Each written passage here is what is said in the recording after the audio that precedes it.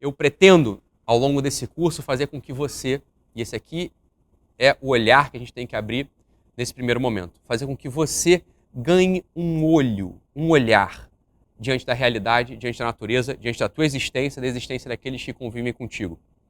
Nesse curso, uma das primeiras dificuldades que a gente vai tentar vencer logo de cara é o olhar cientificista com o qual a gente tende a ver o mundo. Todos nós que tivemos uma educação formal, ou seja, que passamos pelo colégio em algum momento da vida, a gente herdou um tipo de olho. Um tipo de olho, a gente arriscaria dizer, um tipo de olho cínico. Um tipo de olho que pretende encontrar respostas a perguntas feitas a todo instante. Diante da realidade, ora, um pai pede para que seu filho tire o lixo de cima da pia, por exemplo. Tem um lixo ali em cima da pia. O pai pede para que seu filho tire o lixo de cima da pia. E esse filho quer explicações científicas, por exemplo. Mas por que esse lixo não contamina? O lixo está isolado. São questões do nosso cotidiano que, de algum modo, estão permeadas por essa ideia cientificista. Ou seja, eu preciso de explicações a todo instante para tudo. Explicações racionais. Explicações que, entre muitas aspas, precisam de uma certa lógica. Nada disso é ruim, mas isso é amputar a realidade. Se a gente quiser encontrar um mote para esse curso, que vocês começam agora, e que eu tenho todo o prazer de oferecer, se a gente quiser um mote para esse curso, o mote poderia ser aquele verso maravilhoso, um dos ápices da poética nacional, não pela sua preciosidade harmônica ou pelo seu ritmo, pela sua métrica, mas pela ideia do verso. Aquele verso da Adélia Prado que fala pra gente o seguinte: é que às vezes Deus me tira a poesia, eu olho pra pedra e tudo que eu vejo é pedra mesmo. Fala, Ítalo, mas eu até gosto desse verso, mas o que ele tem de tão genial, o que ele tem de tão grandioso assim, para você poder chegar a enunciar que esse é um dos ápices da ideia poética nacional? Então, é justamente o não compreender a profundidade desse verso, o não compreender a profundidade dessa ideia, que nos localiza nesse abismo amputado no qual a gente tem se movido. Olhar para a pedra e ver apenas pedra é uma lesão profunda da alma humana. É uma inscrição num abismo da amputação do horizonte de consciência. Olhar para uma pedra e encontrar apenas os seus elementos minerais, os seus elementos materiais, um agrupado de átomos que não se move. Olhar para uma pedra e ver apenas pedra é uma tristeza, dá uma tristeza. É um atentado contra o espírito humano, porque pedra, além disso tudo, além do seu domínio material, além da sua presença material, pedra é sinal, é presença, por exemplo, de obstáculo. Havia uma pedra no meio do caminho havia uma pedra. Pedra é sinal, é símbolo de incômodo, a pedra no meu sapato. Pedra é símbolo de segurança. Ora, a casa edificada em cima da rocha permanecerá, ao passo que aquela edificada em cima da areia certamente perecerá. Pedra é símbolo, pedra é presença de uma das 4 dimensões da natureza. Ora, fogo, água, ar e pedra, terra. Pedra é tudo isso e muito mais. Pedra é presença, você é presença, eu sou presença. Presença, Ítalo, de quê? Ora, é justamente isso que eu pretendo com esse curso dos 4 temperamentos. Em primeiro lugar, a gente precisa acalmar os nossos ânimos, e eu sei que a gente anda muito afoito, eu sei que a gente anda muito preocupado, eu sei que a gente anda procurando rapidamente ferramentas para dar diagnósticos sobre tudo, rótulos, displays, imagens, etiquetas. A gente precisa disso a todo instante para poder se orientar. No final das contas, somos aqueles que vivem no século 20, 21. Somos aquele tipo de homem que a todo instante precisa dar respostas úteis e rápidas para as demandas. Todo mundo vive atarefado, vive atarantado. Todo mundo precisa rapidamente de rótulos para se orientar nesse mundo. E eu sei que uma das suas pretensões ao adquirir esse curso é querer saber: Ítalo, eu sou fleumático, colérico, sanguíneo ou melancólico. E meu filho, o que é? Ah, como é que faz para poder saber? Ítalo, me dá um teste, que eu preciso de um teste aqui para aplicar. Eu preciso saber se aquele meu filho que está dando problema é sanguíneo mesmo ou tem TDAH. Calma. Calma. Calma, porque não é a isso que se propõe a ciência dos temperamentos. É muito mais. É muito mais. Eu sei que parece confortável a gente ter uma ferramenta diagnóstica. E num primeiro momento é claro que isso orienta a gente. Ora, saber se o seu filho, que anda dando problema no colégio, anda meio disperso, fala pelos cotovelos e não te obedece, ora, se você descobre que ele, por exemplo, é sanguíneo, você se acalma e fala: com 7 anos isso vai melhorar. Daqui a pouco, lá pra frente no curso, você vai entender por que eu estou dizendo isso. Te acalma você saber disso. Mas não é o que eu quero com esse curso. Eu quero com esse curso que você ganhe um olho diante da realidade. Que você não se confunda em momento nenhum. Que você tenha um pretexto real. Uma ferramenta que é um pretexto para que você olhe uma outra pessoa. Isso é bom demais. Ter um pretexto para que você possa olhar o teu filho e encontrar ali uma pessoa que é presença de algo é uma das pretensões desse curso. Ora, a gente sabe muito, por exemplo, eu estou falando de filho aqui, mas eu podia falar de qualquer outra coisa. Quando você vê uma criança se mexendo, você pode se confundir e achar que aquilo ali é uma perna que derruba coisas, que é uma mão que suja paredes, que é uma boca que cospe no tapete. Isso tudo pode acontecer pra gente. Ora, isso é um dos mecanismos da irritação. A gente olhar para uma pessoa, para o nosso marido, para nossa esposa, para um parente, para o nosso funcionário, e esquecer que existe ali uma unidade, que é presença de algo. A gente pode olhar para as pessoas e se confundir. Olhar para as pessoas e achar que são membros que se movem de modo independente. Uma boca que cospe, uma mão que arrasta, um pé que rasteja. Ora, isso existe também, mas isso não é a realidade da vida. Isso não é a realidade da vida. 90% dos problemas que a gente tem na vida são problemas de tipo material. Eu costumo brincar, ora, 90% dos problemas eles são urgentes. Se você não mexer, eles se resolvem sozinhos. Isso é uma brincadeira, evidente, mas não deixa de ter seu fundo de verdade. 90% das nossas agitações acontecem por essa perda de um olhar profundo diante da realidade. 90% daquilo que nos agita e nos perturba, e nos tira o sono, nos tira a calma, nos tira miseravelmente, muitas vezes, a esperança. 90% dessas coisas acontecem porque estamos dentro da profecia da Adélia Prado, que diz: às vezes Deus me tira a poesia, Ítalo, e eu só vejo criança chorando mesmo. Às vezes Deus me tira a poesia, Ítalo, e eu só vejo marido roncando mesmo. Às vezes, Ítalo, Deus me tira a poesia, eu só vejo mulher que se atrasa mesmo. Ítalo, Deus às vezes me tira a poesia. Ora, cadê todo o resto? Cadê olhar para um filho e encontrar ali um projeto vital que depende de você e de mim para desabrochar? Cadê olhar para um marido e enxergar ali um sujeito que se dedica, que se esforça, que trabalha? Cadê olhar para sua esposa e encontrar ali uma mulher que ama, que se entrega, que defende? Isso é o que a ciência dos temperamentos pretende. A ciência dos temperamentos, ela pretende definitivamente te tirar desse império do cientificismo materialista. A ciência dos temperamentos, graças a Deus, ela traz um interesse no coração humano, ela traz esse interesse em você, que eu já digo qual é, eu estou traduzindo aqui que interesse é esse. É um interesse de saber, de fato, se meu filho é sanguíneo, melancólico, colérico. Bem, tem isso também. Mas é um interesse muito mais profundo. É uma intuição que se manifesta na prática. É uma intuição que te comunica, que sussurra no seu ouvido: há algo mais. É uma intuição que sussurra no seu ouvido: não é só isso. É uma intuição que sussurra no seu ouvido: olha direito, tem esperança. A ciência dos temperamentos, ela é isso, ela oferece pra gente esse olhar amplo, profundo, multidimensional diante daquilo que é.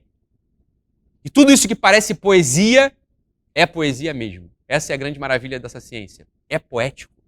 É maravilhosamente poético. Ítalo, eu sou um engenheiro, eu sou um contador, eu sou um médico cardiologista e eu nunca li uma poesia na minha vida. Eu não estou falando dessa poesia, eu estou falando de uma outra poesia. Eu estou falando dessa poética que existe em tudo que é criado. Tudo que existe, esse celular na sua mão, essa cadeira na qual repousa o seu traseiro cansado, tudo que existe, você e eu, nossos amores, nossos desafetos, todos nós somos isso também. Temos algo de poético, temos algo de poesia. Comunicamos essa presença que é material e muito mais. Ora, aqui vale a pena a gente se perguntar, somos presença, Ítalo, então, do quê? Somos presença do quê? Essa é uma pergunta fundamental a ser feita. Se a gente é presença de algo. Essa é uma pergunta maravilhosa que tem que ser feita. E tudo isso se conecta, evidentemente, com a ciência dos temperamentos. Por quê? Porque se você e eu, se a gente não ajusta a acuidade do olhar, a acuidade da visão, para pegar exatamente essa presença, a presença do quê, a gente fugiu, a gente falhou miseravelmente diante dessa maravilha que é a ciência dos temperamentos. A ciência dos temperamentos, ela não é um questionário estruturado ou semi-estruturado que te oferece umas perguntas, você responde e sai dali com um rótulo sanguíneo. Esse rótulo, se assim fosse, poderia justificar tuas falhas, poderia justificar teus sucessos, tuas dificuldades. Acontece que não é isso. A ciência dos temperamentos não a profane, ela não é isso, ela é muito mais. Ela oferece para a gente um olhar simbólico, uma tentativa de olhar para a realidade de um modo, como eu disse, amplo, profundo, multifacetado. Isso é a ideia da ciência dos temperamentos. E agora, eu preciso que você faça um exercício. É o primeiro exercício que já prepara o nosso olho, nosso espírito, já prepara a gente a conseguir aprender os rudimentos do que a gente vai desenvolver aqui ao longo do curso, que vai culminar na ciência mesma dos temperamentos. Então, eu preciso que você faça um exercício agora de imaginação.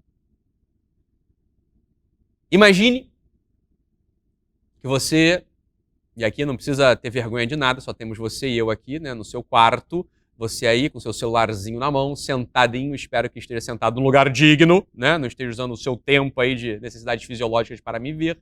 Mas eu preciso que você agora faça um exercício comigo. Feche os seus olhos e imagine um pitbull. Vocês vão reconhecer esse exercício que eu já passei em outros lugares. Bem, quem nunca viu nada meu, vai fazer pela primeira vez. Você vai imaginar um pitbull na calçada, amarrado a um poste. E você, lépido e fagueiro, você está ali andando por aquela calçada, indo à mercearia. Você avista o pitbull amarrado num poste sem focinheira. Se você é um sujeito razoável, o que você vai fazer diante daquele bichinho fofinho, quietinho, amarrado ao poste? De verdade, Ítalo, eu vou cruzar a rua e vou passar, vou contornar essa fera que me ameaça. A verdade é a seguinte, ótimo, perfeito, eu faria mesmo que você. A pergunta que eu quero te fazer é a seguinte, meu amigo, por que você fez isso? Por que você faria isso? Você contornou um bicho que estava parado e quietinho. Parado e quietinho. Por que você fez isso? Ítalo, porque ele podia me morder, né? Eu sou trouxa. É claro que é por isso que eu fiz. Falei, eu sei. O problema é o seguinte, como é que você sabe que aquele bicho poderia te morder? Como é que aquele pitbull específico poderia te morder? Por quê? E aqui eu respondo. Porque quando a gente olha para qualquer coisa material, a coisa material, ela nos informa o que ela pode fazer ou não. Isso é maravilhoso. Quando eu olho para um pitbull parado, ele está me dizendo, bicho, eu posso te morder. E aí você pode se perguntar agora, você pode pensar assim, não, Ítalo, não é isso. É porque eu tenho a memória, eu tenho a lembrança de que pitbulls me mordem, eu sei. Mas algo naquele pitbull, preste atenção, algo naquele pitbull te abriu essa possibilidade. O pitbull está te informando que ele morde. E pior, se você não tivesse memória de nada, ainda assim ele te morderia. O pitbull, ele te avisa que ele morde. A caneta, ela te avisa que ela escreve. O passarinho, ele te avisa que ele voa. As coisas materiais no mundo, quando elas se apresentam pra gente, preste atenção nisso aqui, elas se apresentam com uma densidade de significado. Elas se apresentam como aquilo que elas são. Ora, o que as coisas são? Elas são apenas aquele conjunto de átomos agrupados ali? Ou elas são aquilo, olha aqui, olha aqui, olha aqui, olha aqui, ou elas são aquilo e tudo o que elas podem fazer, o que elas podem ser, ou elas são aquilo, ou elas são aquilo e todo o conjunto de possibilidades daquilo mesmo. Isso é maravilhoso, hein? Isso é maravilhoso de prestar atenção. Isso é uma virada na percepção humana, com implicações práticas e clínicas e existenciais imediatas. Ora, uma criança que chora, ela é aquilo e todo o resto. Ela é aquilo e um adulto possível. Ela é aquilo e um adolescente educado. Não é isso? O império da materialidade é, novamente falando, é aquela profecia da Adélia Prado. É olhar para uma pedra e ver apenas pedra. Ninguém faz isso quando está se orientando no mundo. Quando a gente se orienta no mundo, a gente pega as coisas e manipula as coisas e usa as coisas, a caneca, a gente usa isso tudo por quê? Como que a gente sabe? Olha só que coisa maravilhosa. Se pergunta isso com seriedade, com profundidade. Você entrou no seu quarto agora, você entrou no seu carro, você entrou no banheiro agora, sei lá onde você está, eu não sei onde você está agora. Mas se você parar para pensar, você foi orientado pela virtualidade das coisas. Preste atenção nisso aqui, isso aqui é fundamental. O que é a virtualidade das coisas? É o que elas podem ser, no que elas podem se transformar, o que elas podem fazer. Isso é a realidade na qual a gente está instalado. Preste atenção na profundidade disso aqui que eu estou falando. Que no final das contas não tem nada de genial, não tem nada de novo. Isso é a vida tua e a minha. A gente sabe disso, a gente só estou jogando luzes aí. Quando a gente pega uma caneta e escreve, a gente não está pegando só aquele pedaço de plástico. A gente está pegando, preste atenção nisso aqui, a função daquele pedaço de plástico. Ora, como é que eu sei que essa caneta é uma caneta? Ora, porque ela escreve. Escrever não está acontecendo naquele momento. Mas é por isso que eu pinço a caneta e faço uma aposta. Eu aposto que a caneta vai lançar tinta numa superfície, no papel, por exemplo. É ou não é assim? A orientação no mundo, nesse mundo concreto que a gente vive, ela é sempre assim. Estamos apostando que as coisas não são apenas materiais. Estamos apostando que as coisas, elas são mais do que isso. Estamos apostando que as coisas têm uma função de algum modo. São presença de algo. Fazem algo. É ou não é assim? Isso é maravilhoso, isso é lindo. Preste atenção que só essa primeira visão, que a gente já sabe, só isso já é capaz de dar pra gente uma paz incrível. É capaz de expandir o nosso coração.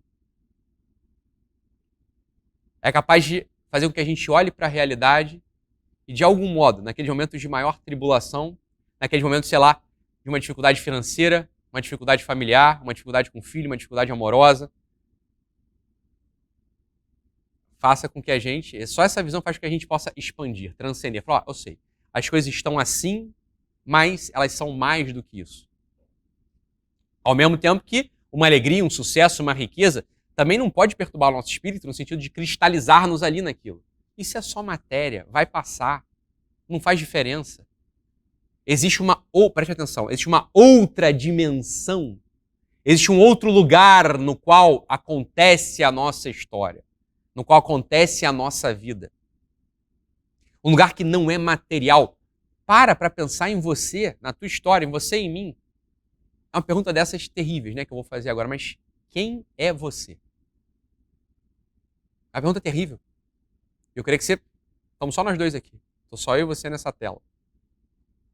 E me perdoe um pouco a indiscrição de invadir a tua tarde, a tua noite e te jogar aqui diante da tua cara, da tua vida, essa pergunta indiscreta, terrível e definitiva. Quem é você? Se eu te perguntar isso agora, o que você fala? Preste atenção, eu não quero saber o que é você. Que você é um ser humano, tem 2 patas, tem uma cara, uma fuça, 2 olhos. Eu quero saber quem é você. Como é que você responde isso? Você é a tua história, meu filho. Você é o que você tem sido. Parece uma pegadinha dessa, um trocadilho vazio desse. Mas a verdade é que você é quem você tem sido. Você é o que você tem feito. Quem é você? Essa é a pergunta. Você é presença de algo. Isso eu não estou perguntando, eu estou afirmando.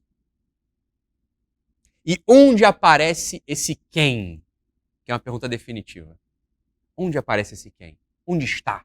Eu quero saber, está no teu corpo? Está no teu cotovelo? Está no teu abdômen? Onde é que está esse quem? Ele está localizado em algo material? Ora, também. Você também tem esse corpo. Mas de verdade você ousaria me dizer que você é esse corpo?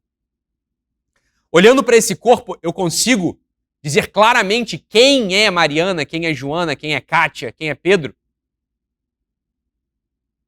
Ou eu precisaria, preste atenção, olhar para um outro lugar.